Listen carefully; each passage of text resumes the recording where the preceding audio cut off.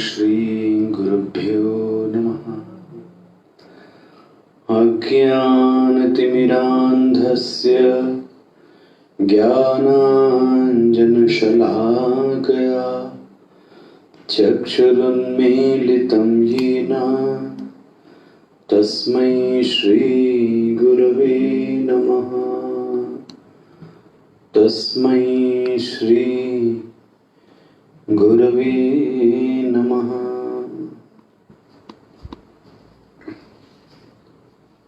पांचवां अध्याय।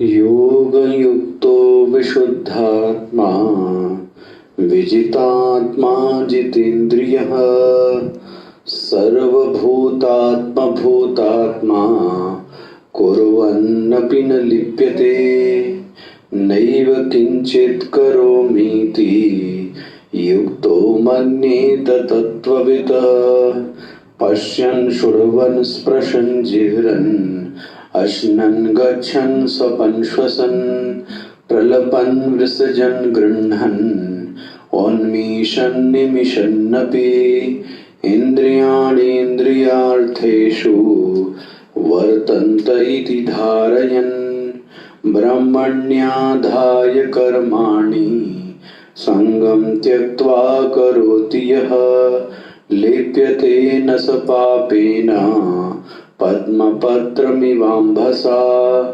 कायेन मनसा बुद्ध्या केवलै इन्द्रियैरपि योगिनः कर्म कुर्वन्ति संगं त्यक्त्वात्मशुद्धये। संगं त्यक्त्वात्मशुद्धये।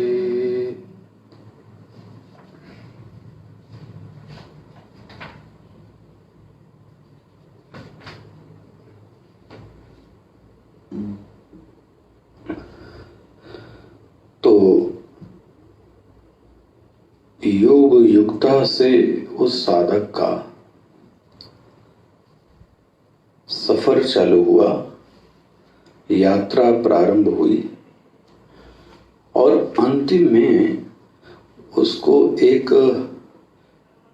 दृष्टि प्राप्त हो गई है। वेदांत में वेदांत का जो फल है वह कोई ऐसी सिद्धि नहीं है जैसा हम समझते हैं, वह भी होती है, लेकिन वेदांत की साधना का जो फल है वह एक दृष्टि प्रदान हो जाना है। अब इसको भी वह दृष्टि प्रदान हो जाती है जो भगवान की कथनानुसार अपने जीवन को क्या करता है, निर्वहन करता है। तो वह जब योग युक्त हो गया, धीरे से योग से युक्त होने पर उसके जीवन का जो कर्तृत्व है वह शिथिल हो गया। वह जो बहुत राग और द्वेष से घिरा व्यक्ति था, बहुत जल्दी आवेश आना, बहुत जल्दी राग होना, द्वेष होना, यह सब के जो जनक हैं वो कर्तृत्व ही है। गुस्सा भी इसी का फल है। अगर क्रेडिट ना दिया जाए तो व्यक्ति को क्या आ गया, क्रोध। जिसने क्रेडिट छीन लिया उससे क्या हो गया, द्वेष। तो जड़ तो यही है। तो भगवान बोलते हैं पहले तो यह छोड़ दो कि ये तुम करते हो। मुझे तो लगता है यही चरण को जीते जी पूरी जिंदगी चली जाती है, और इसी को जी ले तो आधी समस्या तो समाप्त हो जाए कि कार्य को करने वाला मैं नहीं हूं, चाहे मैं गृहस्थ हूं, चाहे मैं सन्यासी हूं, चाहे मैं अधिकारी हूं। कार्य मुझके मेरे जरिए से करवाया जा रहा है, यह दृष्टि पैदा हुए। अच्छा भाई, ये हो गया।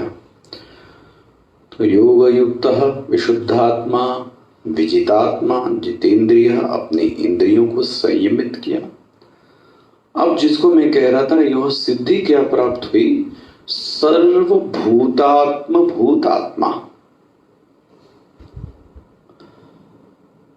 वह अपने आप को चेतन समझने लगता है। अब गंभीरता चाहिए,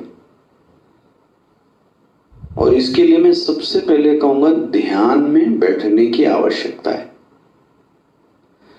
ध्यान में पहले यह देखें, मैं अपने आप को क्या समझता हूं।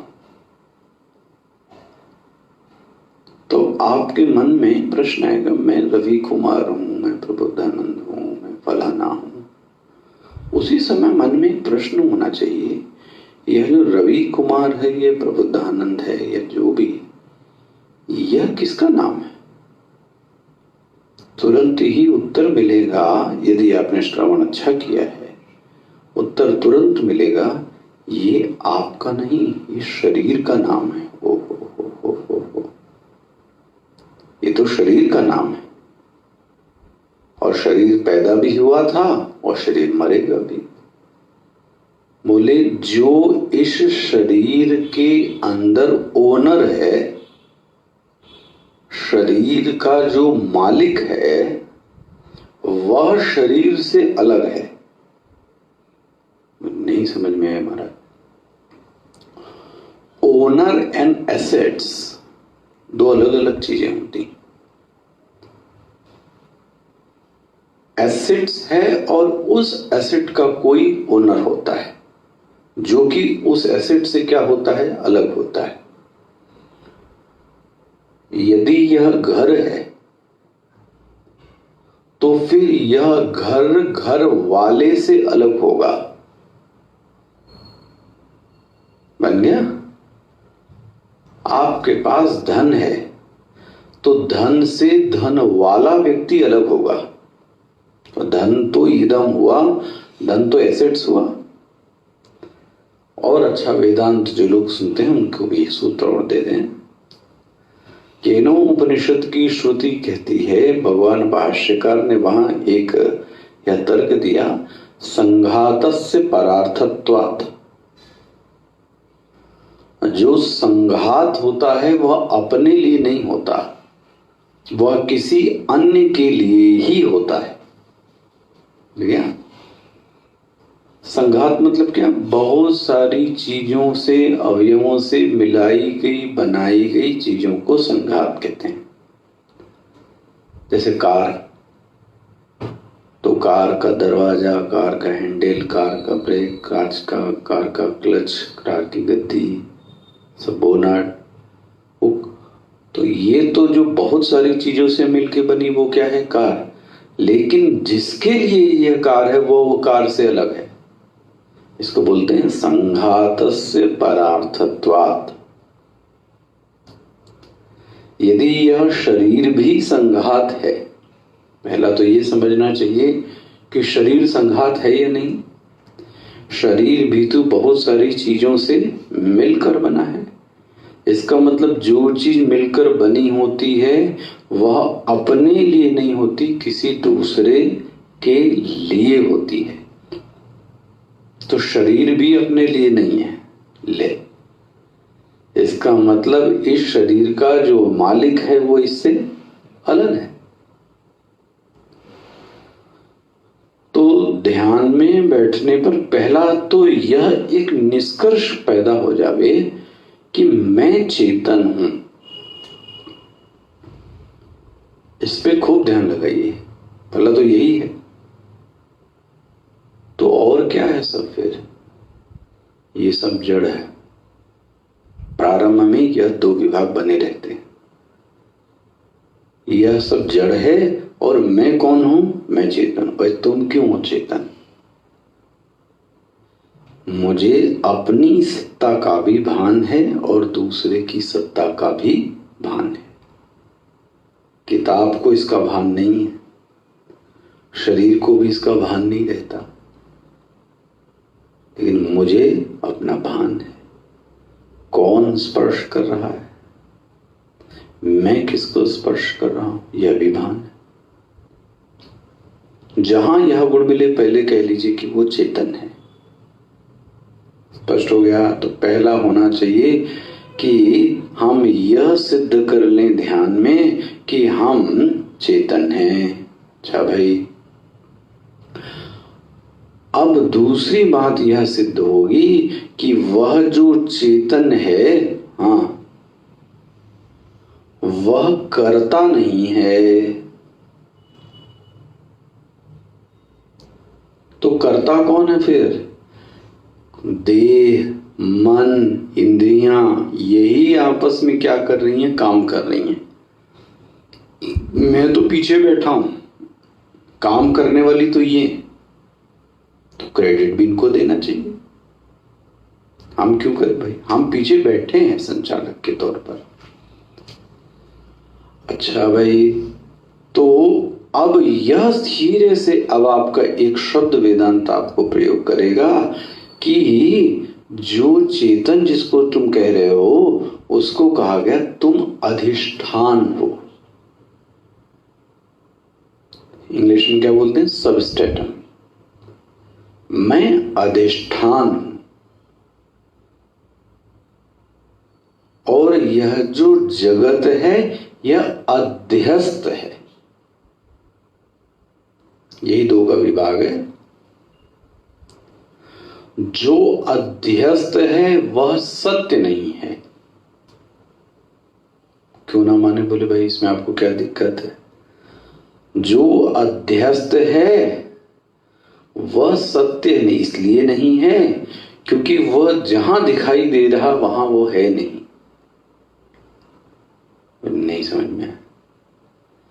जहां हमको वह चांदी दिखाई दे रही थी, जब ढूंढने गए तब हमको वहां चांदी नहीं दिखाई दी।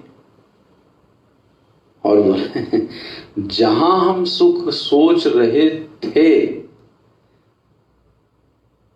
और जब वहां जाते हैं और मिलते हैं तब हमको समझ में आता ओ हो, नाम बड़ा दर्शन छोटा।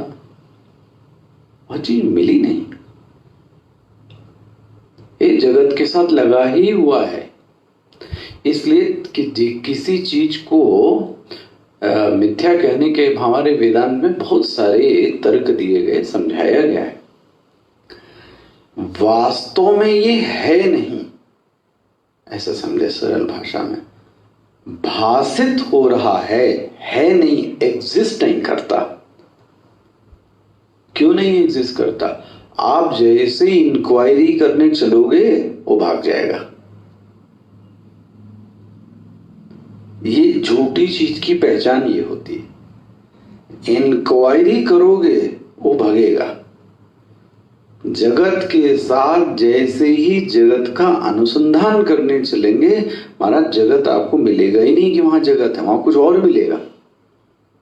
इसलिए कल मैं एक बात कह रहा था, भासमान है विद्यमान नहीं है।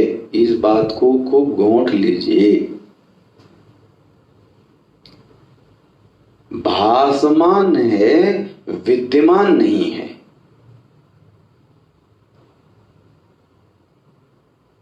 कठिन ना लगे? एक और बता दें इसमें, जो भासमान भी नहीं है और विद्यमान भी नहीं है, एक ही भी हो सकता है। भासमान भी नहीं और विद्यमान, उस ऐसी चीजों से हमको कोई दिक्कत नहीं। कैसी चीजों से? जो भासमान भी नहीं है और विद्यमान भी नहीं है, तो बोले उससे समस्या ही नहीं। जैसे बंध्या का पुत्र, संध्या नहीं, बंध्या, बंध्या का पुत्र। अरे बंध्या का पुत्र है क्या? तो ना तो भासित होता है ना तो विद्यमान है। हो गया? आकाश में पुष्पमाला, ना आकाश में पुष्प भासित हो रहा है ना विद्यमान है। खरगोश के शशशृंग सिंह न है न भासित, तो है समस्या ही नहीं। वेदांत में इसको बोलते हैं असत। क्या बोलते हैं? असत। असत शब्द से अलग शब्द है मिथ्या।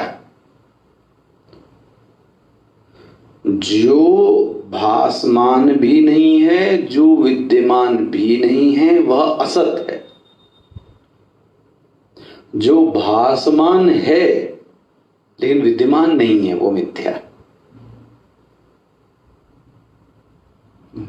जो भासमान, हाँ, जो दिखाई देता है, जिससे व्यवहार किया जाता है, जिसको छुआ जाता है, जिसको सब कुछ किया जाता है, लेकिन वह वास्तव में है नहीं। बोले महाराज ऐसे कैसे कहते हो? इसी को प्रातीतिक कहते हैं, इसी को आभास कहते हैं। ऐसा है, अब क्या किया जाए? बोले ऐसा कोई उदाहरण दीजिए जो नहीं है और दिखाई दे रहा है। अरे आकाश की नीलिमा कितनी गहरी रूप से दिखाई दे रही है अभी आकाश में, लेकिन आपको पता है कि नीलिमा का कड़मात्र भी वहां पर विराजमान नहीं है। तो इसको क्या कहेंगे? भासमान है लेकिन विद्यमान। ये मैं इसलिए कह रहा हूं, यह आपको सिद्ध होना चाहिए। कहां पर? आपकी अनुभूति में। ऐसा लगता है कि पृथ्वी स्थिर है, लेकिन वास्तव में पृथ्वी स्थिर, अब हमको तो स्थिर दिख रहा है, लेकिन पृथ्वी वास्तव में स्थिर, पृथ्वी घूम रही है। पृथ्वी घूम रही है, हमको तो स्थिर दिखाई देती है।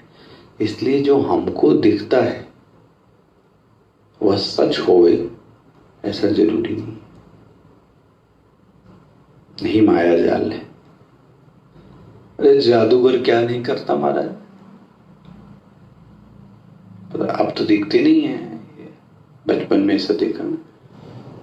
पीछे कहां 15-40 आदमी के पीछे बैठा, एक आदमी की घड़ी उसके बैंगन में से निकली। साक्षात देखा, बैंगन में से घड़ी निकली। वो गिलास में पानी रखा, दूध रखा, उसमें कबूतर बन गया, उड़ गया। कहां से आ गया? वो पेपर के फूल बन गए उसमें।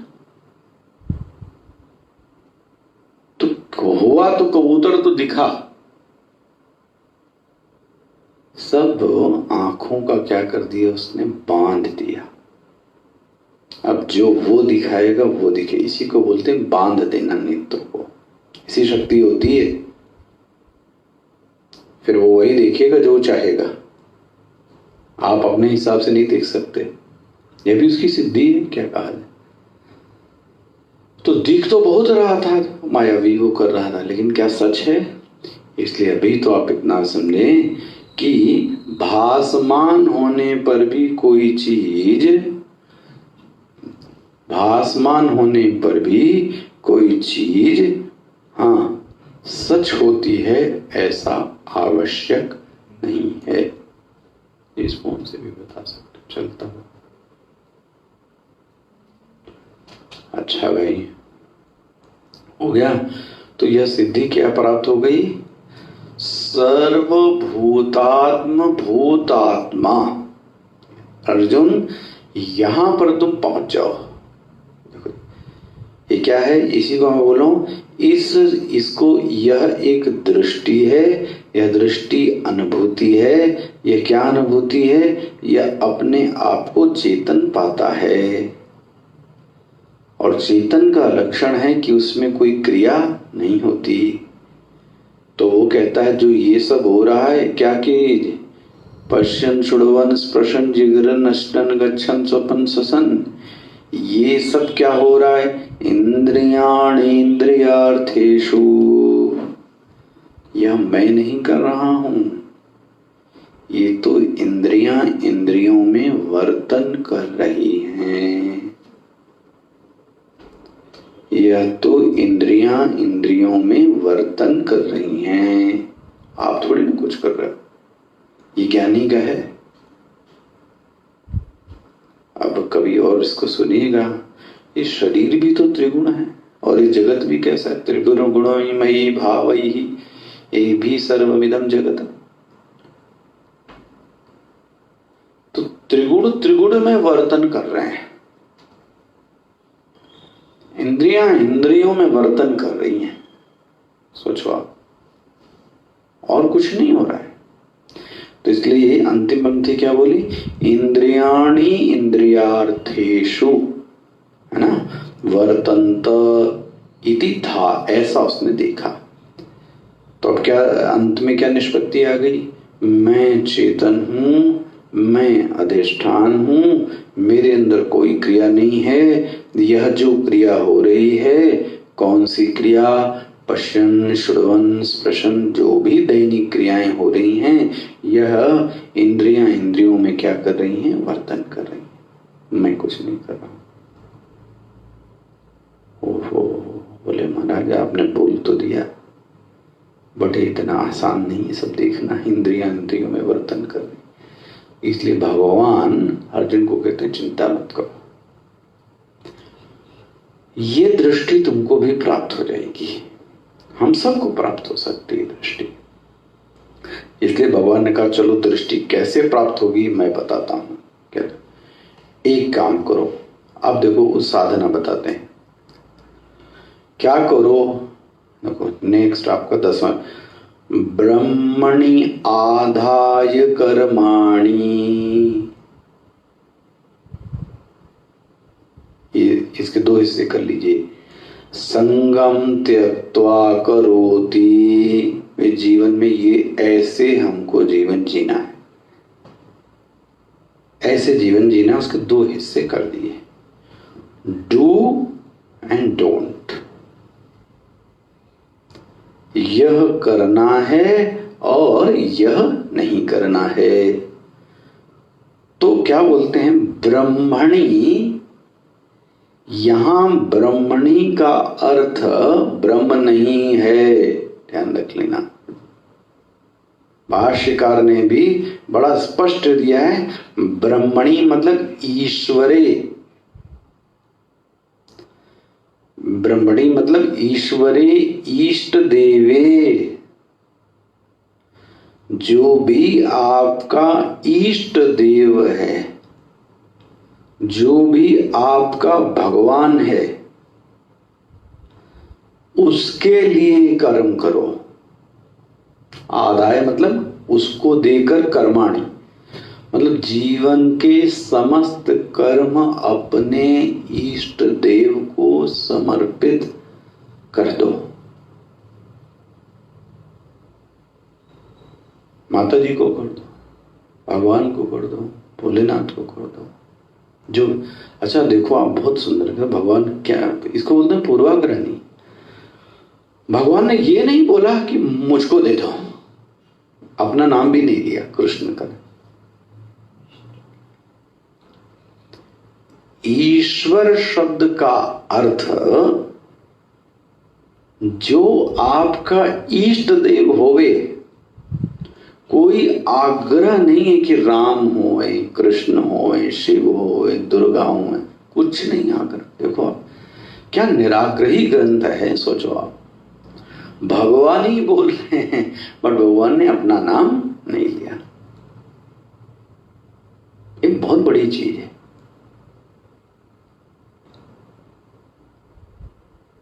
चाहते तो बोल देते। अच्छा आप यही देखो, तो अच्छे सुधी श्रोता बोले, भागवत के मंगलाचरण में जब प्रथम श्लोक बोला तो सत्यम परम धीमहि, ये नहीं बोला कि कृष्णम धीमहि, रामम धीमहि, कुछ नहीं। मैं ध्यान करता हूं किसका? भगवान का। कौन से भगवान? भगवान बोला वो तुम जानो, जो तुम्हारा इष्ट हो। भाई इस दुनिया में सबके इष्ट अलग अलग हो सकते हैं। तो हम कह दे राम और आपका ना मिले, तो हम बोल दे कृष्ण आपसे ना मिले, तो देखो ना, भागवत में भी शब्द क्या बोला गया? सत्यम परम धीमहि, मैं परम सत्य का ध्यान करता हूं। ये भी नहीं बोला कृष्णम परम धीमहि, मैं सत्य का अभिध्यान करता हूं। उस सत्य शब्द में कृष्ण भी शामिल हैं, राम भी शामिल हैं और शिव भी शामिल हैं। किस शब्द में? सत्य में। पकड़ में आती है गंभीरता। नाम किसी का नहीं गया, सत्य परम धीमी। एक बात जरूर फिर से जान लीजिए, देवी देवता का नाम नहीं लिया। और थोड़ा जान लीजिए, इष्ट भगवान और देवी देवता अलग अलग होते हैं। खूब सुलझा के इसको अलग अलग रख लीजिए। देवी देवता अनेक होते हैं, अनेक भी अभी आपको गिना देंगे 33 करोड़। ईश्वर अनेक नहीं होता। ईश्वर कितना होता है? ईश्वर एक होता है। ईश्वर एक, देवता अनेक। जैसे एक राज्य के दो राजा नहीं हो सकते। एक राज्य के दो राजा कभी सुने आपने? वैसे ही एक सृष्टि के दो ईश्वर नहीं हो सकते। ईश्वर कैसा है? एक। भले उसी को तुम राम कह लो, उसी को कृष्ण कह लो। अब महाराज ये हिंदू धर्म में जो नहीं पढ़े रहते, मैं ऐसे साफ स्पष्ट बोलूं, कभी किसी महात्मा का सत्संग नहीं किया, न कहीं अध्ययन ठीक से करते हैं, सिर्फ 4 किताबें पढ़कर और सर खुजलाते हुए जो विचारक कहते हैं अपने आप को, वो बड़े प्यार से आपसे बोलेंगे, स्वामी जी हमारे हिंदू धर्म में तो कितने देवी देवताएं हैं, सब बहुदेववाद है आपके यहां, तो किसकी किसकी पूजा करें? हो तो क्या बोलते हैं आपके यहां तो ईश्वर अनेक हैं। देखो उन्होंने मिक्स कर दिया देवाद को। आपके यहां तो अनेक ईश्वर हैं, तो उनको कहना पड़ता है कि ये जो हिंदू हैं ये बाई चांस बन गए। ये वास्तव में दिखता नहीं ऐसा कि इस व्यक्ति का अध्ययन ठीक से हुआ हो, सिद्धांतों को जाना होवे। हमारे धर्म में ईश्वर एक है और देवता कितने हैं? अनेक। इसमें कोई प्रश्न है पूछिए। तो बोले देवता कौन है? देवता विशिष्ट संपन्न शक्ति जीव का नाम देवता है।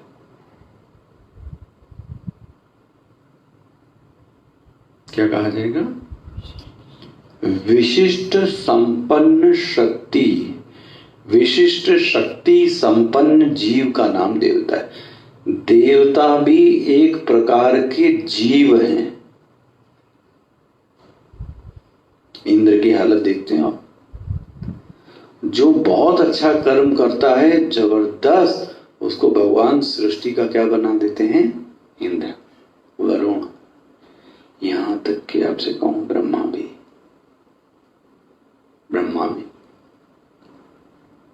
जीव है। सोच के देखो। हाँ, हमारे और उनके जीवों में क्या अंतर है? उनके पास एक विशिष्ट शक्ति है, हमारे पास शक्ति नहीं। तो विशिष्ट संपन्न शक्ति कितने हैं? बोले असंख्य। देवता तो बहुत सारे होते हैं। तैत्तिरीय की आनंद बल्ली पढ़े तो कर्म भी देवता हैं, आजानज देवता हैं। तैत्तिरीय उपनिषद में तो बहुत सारे हैं। पितृ देवता हैं, गंधर्व देवता हैं इत्यादि। स्थान देवताभ्यो नमः, ग्राम देवताभ्यो नमः, ऐसा पढ़ते हैं हम लोग। नगर देवताभ्यो नमः, मातृ पितृ चरण कुमुदेभ्यो नमः, इष्ट देवताभ्यो नमः। कितने सालों को प्रणाम करना पड़ता है। ग्राम देवता, स्थान देवता, भू देवता। तो वो भी जीव हैं और हमसे थोड़ा क्या है? शक्तिशाली हैं। और आपके ग्रंथों ने उनका विभाग कर दिया कि ये लोग कितने हैं? बोले 33 हैं। 33 कोटि मतलब प्रकार। प्रकार, 33 करोड़ जो बोलते हैं उसको क्या बोलेंगे? 33 प्रकार के। करोड़ मतलब ये नहीं करोड़, पूरी सृष्टि में 33 प्रकार के देवता हैं। गिना दे रहे हैं, 12 आदित्य, 12 आदित्य, 11 रुद्र, 11 रुद्र, 8 वसु और 2 अश्वनी कुमार। कितने हुए? 33। ये कैबिनेट मिनिस्टर है सब, यही देवता लोग हैं, ये पूरी सृष्टि को चला रहे हैं। 12 आदित्य, 11 रुद्र, 8 वसु, 2 अश्वनी कुमार, ये देवताओं के क्या हो गए? विभाग हो गए। अब हम लोग देवताओं को, कुछ लोग भिड़ाते रहते हैं एक देवता से दूसरे देवता, तो कभी भी ऐसा करना नहीं चाहिए और हंसी में भी नहीं करना चाहिए। हमारे स्वामी जी तो बोलते हैं, भागवत में तो ईश्वर की 3 संज्ञाएं दी गई। किसमें? भागवत में। ईश्वर को ही क्या कहा गया? 3 संज्ञाएं। ब्रह्मा विष्णु महेश, इनको क्या बोला? अज विष्णु हरेति संज्ञा, ऐसा भागवत में श्लोक आता। अज, अज मतलब ब्रह्मा, विष्णु मतलब विष्णु, हरेति, हर मतलब जो हर लेता है, हरेति संज्ञा। प्रथम स्कंद के ये इस 3रे अध्याय में आया है, ध्यान से पढ़िए। तो वहां बोला गया कि एक ही परमात्मा की 3 शक्तियां हैं। कौन कौन सी? ब्रह्मा है कितना? 1। उनको देखने का ढंग कैसा हो गया? 3। इसके लिए हमारे गुरुदेव एक बहुत अच्छा दृष्टांत देते थे कि एक मूर्तिकार था, बहुत बड़ी चट्टान उसको देख के संगमरमर की, बड़ा खुश हो गया हमारा। तो वो गया, और तो आप जानते ये सब चट्टानें तो बहुत एकांत में, बहुत दूर दूर होती शहर से। तो वो क्या कर रहा था? चट्टान को काट रहा था। एक आदमी गुजरा,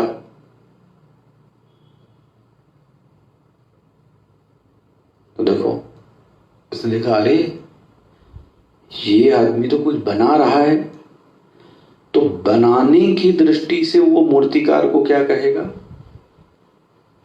ब्रह्मा। ब्रह्मा ने सृष्टि को क्या किया? काम एक ही कर रहा है, तो उसकी नजर में वो क्या हो गया? ब्रह्मा। अच्छा, एक कार और आई, वो कहता है ये बना नहीं सकता भगवान को। जो पहले से ही भगवान है उसी को क्या कर रहा है? तराश रहा है।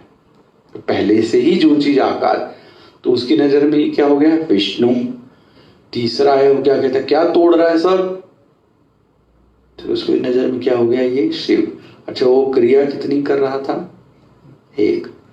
तो उसकी कितनी संज्ञा दे दी हम लोगों ने? ब्रह्मा, विष्णु, महेश। लेकिन वास्तव में है कैसा? वो आ जाए विष्णु हरेति संज्ञा। तो जो बहु ईश्वर वाली बात कहते हैं ना, आपके यहाँ बहुत ईश्वर हैं, तो उनको यह बात समझनी चाहिए 3 दृष्टियां हैं। आज ब्रह्म हरेति संज्ञा। तो हिंदू धर्म में इतने देवी देवता क्यों हैं? अरे हमारे यहाँ तो 33 करोड़, उनके यहाँ तो कितने फरिश्ते मानते हैं, एंजल्स मानते हैं ना, एंजल्स। उनका क्या होगा? ईश्वर में कभी अन्योन्या भाव, एक दूसरे से अलग नहीं होता। इसलिए तो बोला गया सर्वभूतात्मा भूतात्मा। बहरहाल तो उसकी एक सिद्धि के ब्रह्मणि आधाय, ये मैं पढ़ा रहा था, ईश्वरे देवे सदाशिवे कृष्णे रामचंद्रे, जिसका जो ईश्वर है उस ईश्वर, उनकी प्रीति, उनकी प्रेरणा और उनकी शक्ति से सब चेष्टाएं होनी चाहिए। हमको यह सुनाई देवे कि वह क्या चाह रहे हैं, वह क्या चाहते हैं, यह हमको सुनाई देना चाहिए। कौन? वो आपका इष्ट। तो ये पहली पंक्ति बनती ब्रह्मणि आधाय कर्माणि, हमारे समस्त कर्म उनके अनुसार होने चाहिए। देखो जी, स्पष्ट हो गया। अब हमारा इतना प्रेम और तादाद में होवे कि उनकी आवाज हमारे कान में आ जावे। शिव जी को क्या पसंद है, राम जी को क्या पसंद है, राम जी क्या चाहते हैं, कृष्ण जी क्या चाहते हैं। कम से कम जब आपको यही नहीं पता, सब ठूसे दे रहे हैं, तो इसका मतलब आपको अपने इष्ट से कोई प्रेम। भाई देखो, आपको पता है शिव को सफेद पसंद है, तो शिव को लाल गुड़हल नहीं पसंद है, तो देवी को लाल गुड़हल बोलो पसंद है, गणेश जी को लाल पसंद है, कृष्ण को पीला।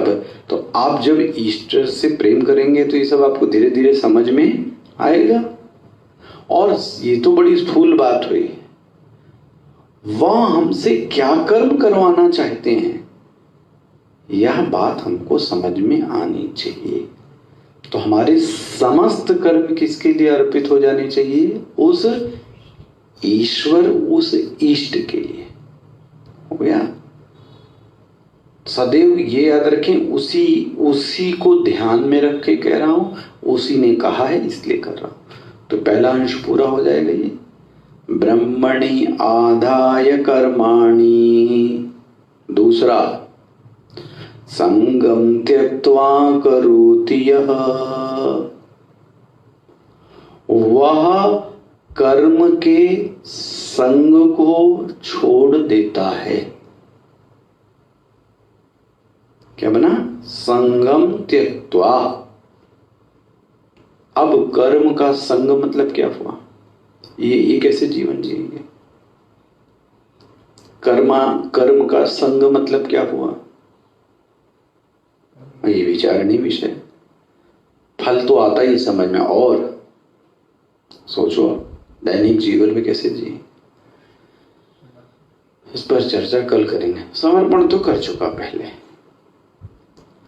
इस पर चर्चा सोचिएगा। संगम त्यक्त्वा करोति यः। ओम पूर्णमदः पूर्णमिदं पूर्णात् पूर्णमुदच्यते पूर्णस्य पूर्णमादाय पूर्णमेवावशिष्यते।